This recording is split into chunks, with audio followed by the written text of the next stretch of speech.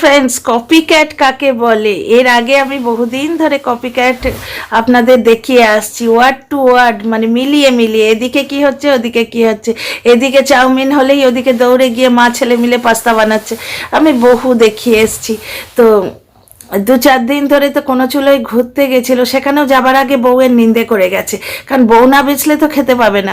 বউয়ের নিন্দে করে গেছে, আমিই বা কেন দুঃখে থাকবো, আমিই কেন আনন্দ করবো না? তো তুই আনন্দ কি করছিস না? এই তো দালালের হাত ধরে 31 আর 1 নেচে এলি, এদিক ওদিক কোথাও থেকে ঘুরে এলি, সময় ও যখনই চান্স পাচ্ছে এদিক ওদিক থেকে ও ঘুরে আসছে। তাছাড়া পুরনো ব্লগেও দেখেছি কালী পুজোর সময় আমাদের মীনা সুন্দরী মুখ হাঁড়ি করে বাচ্চাটাকে আগলে নিয়ে বসে থাকতো। তখন কিন্তু বাচ্চার প্রতি বাপের এত মমত্ববোধ ছিল না, কারণ তখন তো বাচ্চা বেচার স্কোপ ছিল না, তখন তো বাচ্চা বেচার দরকার ছিল না। বাচ্চাকে ফেলে দিয়ে, দুধের বাচ্চাকে ফেলে দিয়ে বন্ধুদের সঙ্গে কালী পুজো দেখতে বেরিয়ে গেছিল, ঠিক আছে।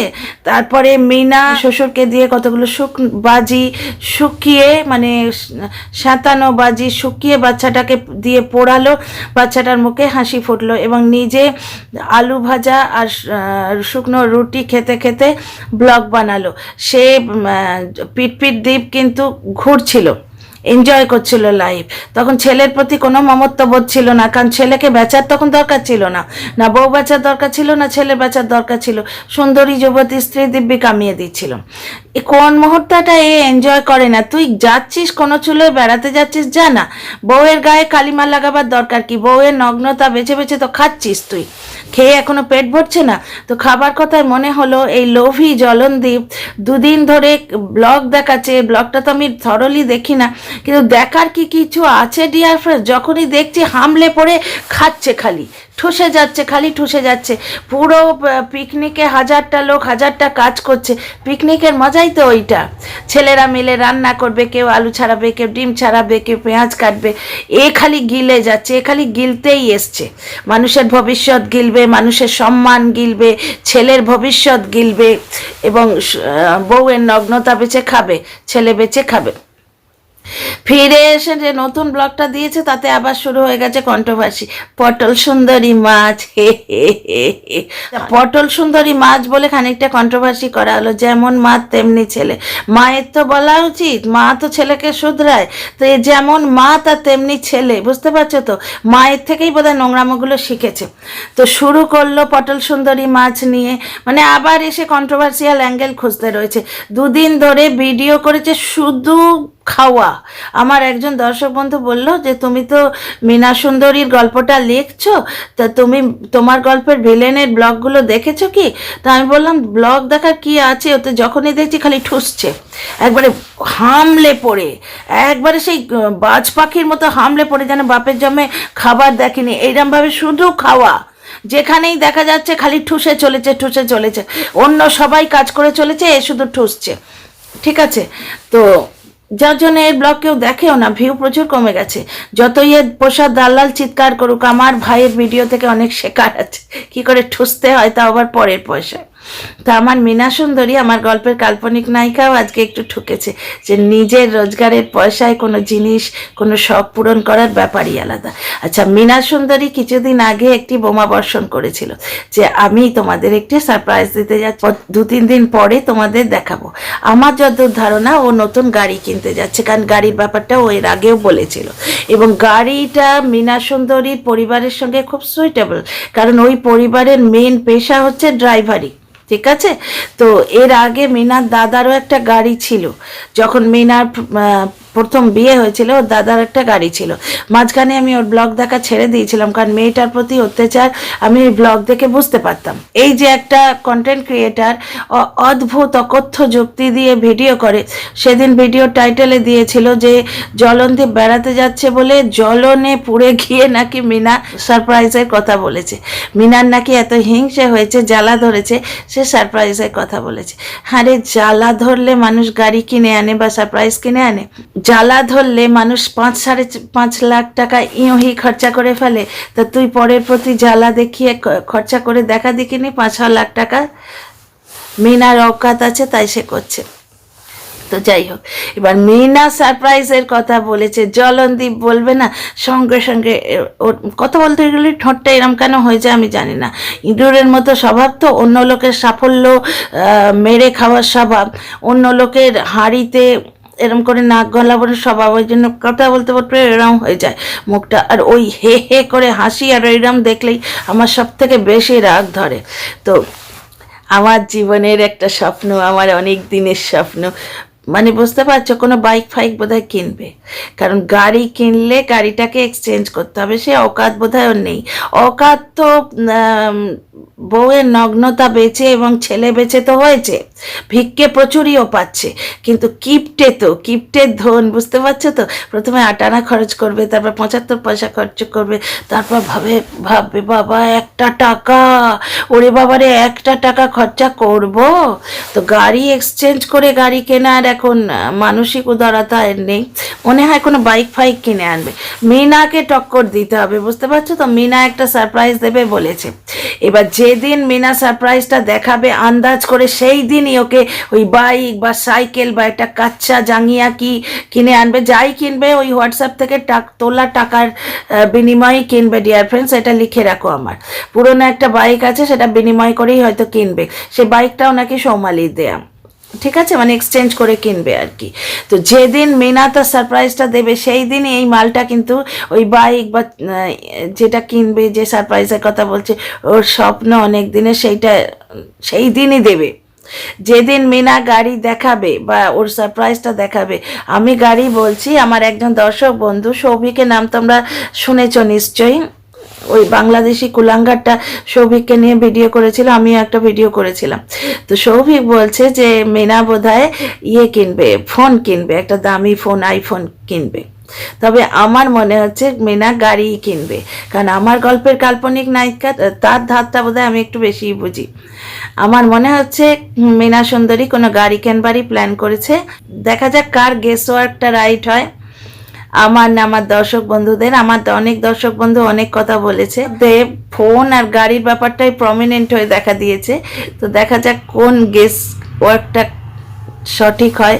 তো মিনা সারপ্রাইজের কথা বলেছে, জলনদীপ ঘুমোতে পারছে না 3 দিন ধরে, এবং জলনদীপের পোষা কন্টেন্ট ক্রিয়েটার বলছে বেড়াতে গেছে সেই জলনে, এটা ওর থাম্বনেলে দিয়েছে, দেখতে পাবে, বেড়াতে যাচ্ছে সেই জলনে সারপ্রাইজের কথা।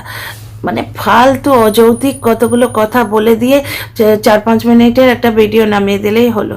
যাকে যে কথাটা বলছি, জলনদীপের জ্বলন, কেন আমি নামটা দিয়েছি দেখ, প্রতি মুহূর্তে যেন আমি প্রমাণ পাই যে আমার দেয়া নামটা সার্থক হয়েছে। কি জ্বলন! যবে থেকে মিনা সারপ্রাইজ দেব বলেছে তবে থেকে ও প্ল্যান করছে যে এমন কিছু করতে হবে যাতে ওকে টক্কর দেয়া যায়। ওইদিকে সারপ্রাইজ দিয়ে ভিডিও করবে, তার আগেই আমি সেই দিনই একটা সারপ্রাইজ দেওয়া ভিডিও আনবো, এবং ও ভিডিও নামাবার 2 মিনিট আগে আমি সেই ভিডিওটি পোস্ট করব। তো জলনদীপ বোধহয় কোনো বাইক ফাইক কিনবে বা কোনো সাইকেল কিনবে, ওটাই ওর সারপ্রাইজ। কি হিংসে না, কি জ্বলন, বুঝতেই পারছো। কোন দিন না কুর্তি বা নাইটি পরে ভিডিও করতে বসে যায়। সুপ্রভাত, শুভ সকাল বন্ধুরা, আজকে এই নাইটিটা পরে ভিডিও করতে বসলাম। এবার নাইটি পরে ভিডিও করতে করতে দাড়িগুলো কাটা হয়নি, কিন্তু দাড়িগুলো কেটে আসি। এবার নাইটি পরে দাড়ি কাটতে গেলে তারা পাগল বলে তাড়া না করে, আমার এক এক সময় খুব ভয় করে। আমার গল্পের কাল্পনিক খলনায়ক তো, সুতরাং আমার একটু টেনশন আছে, কারণ খলনায়কের কিছু ক্ষতি হয়ে গেলে আমার গল্পটা অ্যাফেক্টেড হবে, তো বুঝতেই পারছো। তো মিনা সুন্দরী যা যা করবে কপি করে করে ওকে তাই করতে হবে। কুকুর বাচ্চা দেখাতে গেছিল মিনা সুন্দরীকে কপি করে, কারণ মিনা সুন্দরীদের বাড়িতে কতগুলো বেড়াল বাচ্চা হয়েছে। এবার বেড়াল বাচ্চা হয়েছে, মিনা তাকে খেতে দিচ্ছে, কিন্তু কুকুর বাচ্চা হলে তাকে দুমুঠো ভাত দিতে হবে। তো অত বড় মানসিক উদারতা জলনদীপ বা জলনদীপের মায়ের তো নেই। কুকুরগুলোকে বস্তায় পুরে কোথায় একটা চালান করে দিয়ে এসছে, যাতে তাদের দুটি খেতে দিতে না হয়। ভিক্ষে চেয়ে যা আসে তাই দিয়ে এর সংসার চলে। ভিকিরিদের কেউ আজকে ডাল দিয়েছে, ওই হোয়াটসঅ্যাপ গ্রুপ থেকে টাকা উঠেছে, সেই টাকায় ডাল দিয়েছে, বুঝতে পারছো, ডাল কিনেছে, সেই টাকায় ডাল কিনে এনেছে, এবং ডালটা বাটানো হচ্ছে পাশের বাড়ির কোনো একজন মহিলাকে ধরে, সে বড়ি দিয়ে যাচ্ছে। হ্যাঁ ভাই, তা বড়ি দেওয়ার লোক যদি পাও তাহলে মার হেল্পিং হ্যান্ড পাও না কেন? বড়ি দেওয়ার লোক তো দিব্যি পেলে, সে তো নিশ্চয়ই বিনা পয়সা দিয়ে যাচ্ছে না। অত বড়ি, এত বড় থাবলা থাবলা ঘুঁটের মতো বড়ি দিল যে দর্শকেরাই লিখছে যে এত বড় বড় করে কেউ বড়ি দেয় নাকি, বড়ি তো ছোট্ট ছোট্ট করে দিতে হয়। বিউলির ডালের বড়ি ছোট্ট ছোট্ট করে দেয়, পাতলা পাতলা, বেশ খেতে ভালো লাগে। তো বড়ি দেবার লোক পায় ভাই। এতদিন ধরে মার জন্য একটা হেল্পিং হ্যান্ড খুঁজে পাচ্ছ না?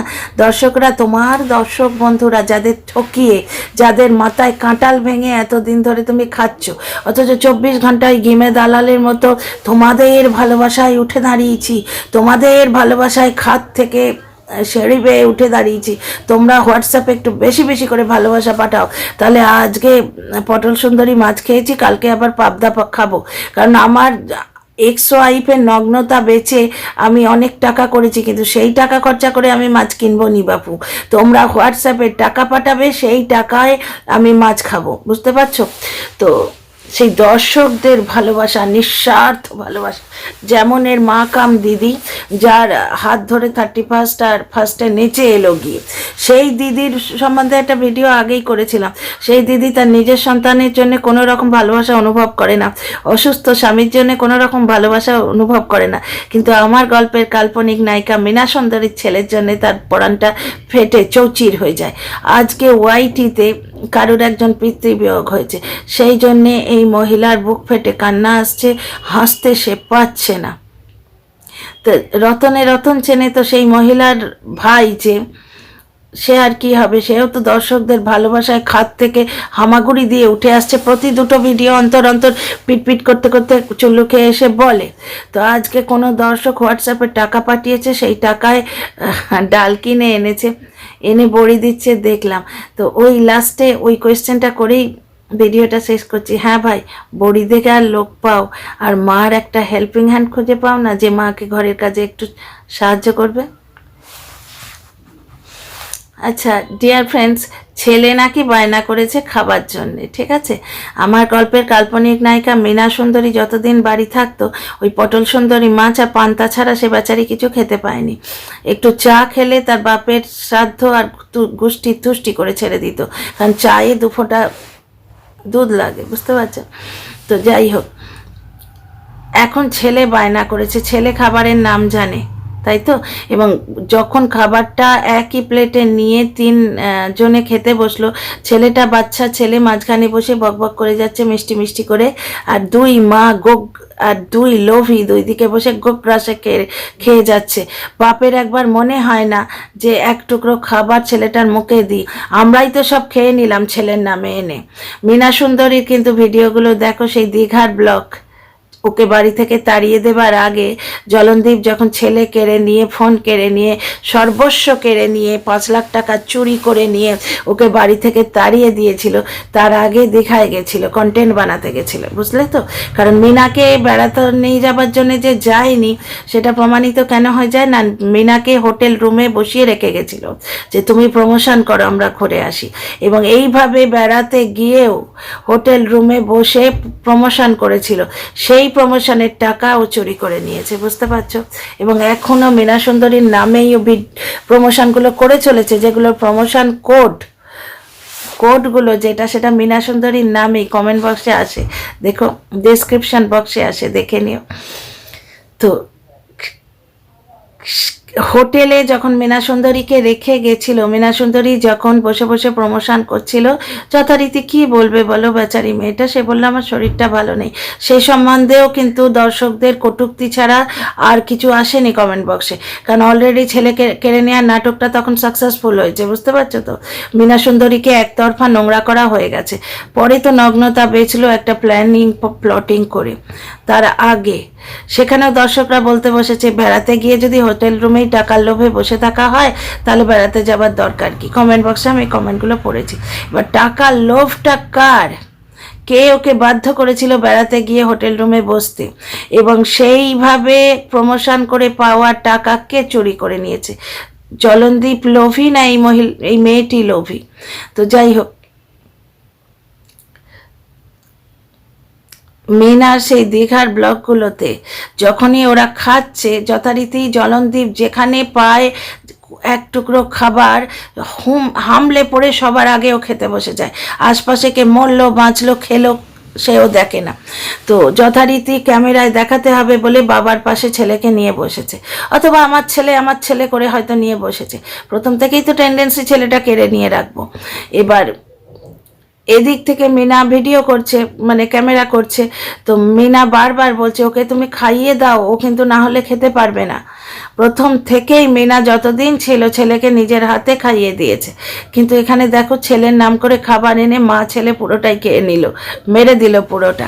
লাস্টে বোধহয় ঠাকুমার একটু মনে হয়েছে, টনক নড়েছে, যে এক বাইট অন্তত খাইয়ে দিই, না হলে তো এক্ষুনি দর্শকেরা বলবে যে সবটা নিজে মেরে দিলি, বাচ্চাটাকে একটুও খেতে দিলি না। তখন এক বাইট দেখলাম বাচ্চাটার মুখে একটু দিল, পুরো খাবারটা ওই জলনদীপ নামক প্রাণীটা কোঁত কোঁত কোঁত কোঁত করে গিলে নিল, একটু বাচ্চাটাকে খাইয়ে দিল না, বা একটা টুকরো বাচ্চাটার মুখে তুলে দিল না। মানে এর থেকেই এই লোকটার চূড়ান্ত লোভী নেচারটা প্রমাণিত হয়। আর কত বড় কপিক্যাট সে তো তোমরা প্রতি মুহূর্তেই দেখতে পাচ্ছ। কোন দিন দেখবে নাইটি পরে সুপ্রভাত শুভ সকাল বন্ধুরা বলে ভিডিও করবে, দেখে নিও, এমন দিনও আসবে। এই ওয়াইটিতে ঘটে না এমন জিনিস নেই। তো ডিয়ার ফ্রেন্ডস, মিনা সুন্দরী সারপ্রাইজ দেবে বলেছে, জলনদীপ কি পিছিয়ে থাকতে পারে? সে চললো তার বহুদিনের স্বপ্ন পূরণ করতে। কি স্বপ্ন পূরণ হয় দেখি। একটা স্বপ্ন তো পূরণ করে ফেলেছে, স্ত্রীকে নোংরা করা শেষ করার ওর যে স্বপ্নটা ছিল, চ্যানেল হাতানোর যে স্বপ্ন ছিল, হোয়াটসঅ্যাপ গ্রুপ করে ভিক্ষে চাওয়ার যে স্বপ্ন ছিল, এইরকম বহু স্বপ্ন তো পূরণ করে ফেলেছে। দেখা যাক কি স্বপ্ন পূরণ হচ্ছে। অ্যাকচুয়ালি মিনা সুন্দরীর সারপ্রাইজটা যাতে ওয়াইটিতে খলবলি না মাচাতে পারে, তার জন্য এই প্ল্যানিং। বুঝতে পারছো ডিয়ার ফ্রেন্ডস? এই ভিডিওতে এইটুকুই। See you in the next video.